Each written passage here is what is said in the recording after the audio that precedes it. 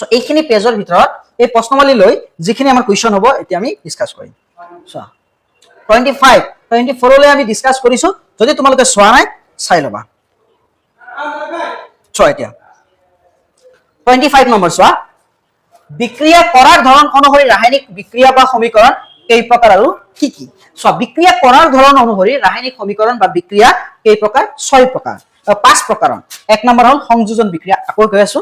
বিক্ৰিয়া কৰাৰ ধৰণ অনুসৰি ৰাসায়নিক সমীকৰণ বা বিক্ৰিয়া কেই প্ৰকাৰ 5 প্ৰকাৰ 6 প্ৰকাৰ নহয় কেই প্ৰকাৰ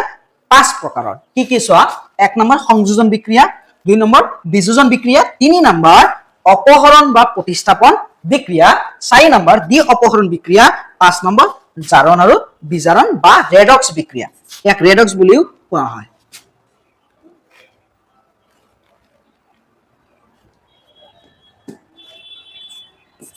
ইয়াক ৰেডক্স বুলিও কোৱা হয়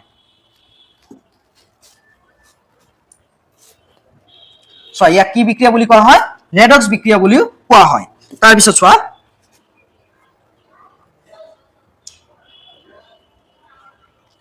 26 নম্বৰ চোৱা এটো ৰেডক্স লিখাটো ধৰা নাই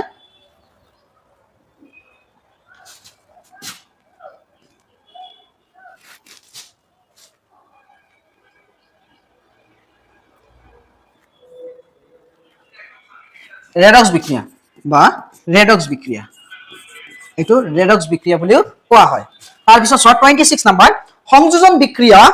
সংজ্ঞা দিয়া বা সংযোজন বিক্ৰিয়া কাক বোলে সংযোজন বিক্ৰিয়া কি কোৱেশ্চন এনেকৈ আহিব পাৰে যে সংযোজন বিক্ৰিয়া বুলিলে কি বুজা উদাহৰণ দিয়া আমি পালো কি চোৱা যে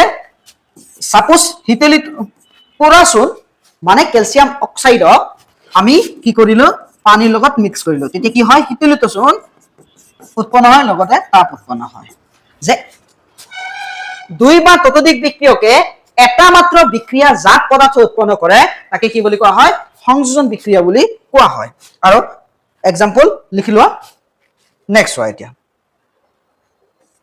27 নম্বৰ কোৱেশ্চন চোৱা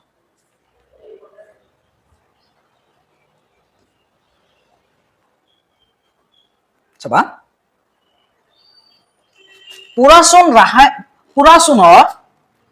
পুৰাচুনৰ ৰাসায়নিক নাম আৰু সংকেত লিখা পুৰাচুনৰ কি লিখিব লাগে আৰু তো এনেকুৱা হ'ব লাগিছিল কিন্তু পিপিটি পৰা পিডিএফ কনভাৰ্ট কৰোতে আৰু তো চেঞ্জ হৈ গল একে মিনিং তো চোৱা পুৰাচুনৰ ৰাসায়নিক নাম আৰু সংকেত লিখা পুৰাচুনৰ ৰাসায়নিক নাম কি ক্যালসিয়াম অক্সাইড আৰু সংকেত হল CaO লিখাই আছে চোৱা হিতেলিত চুনৰ ৰাসায়নিক নাম আৰু সংকেত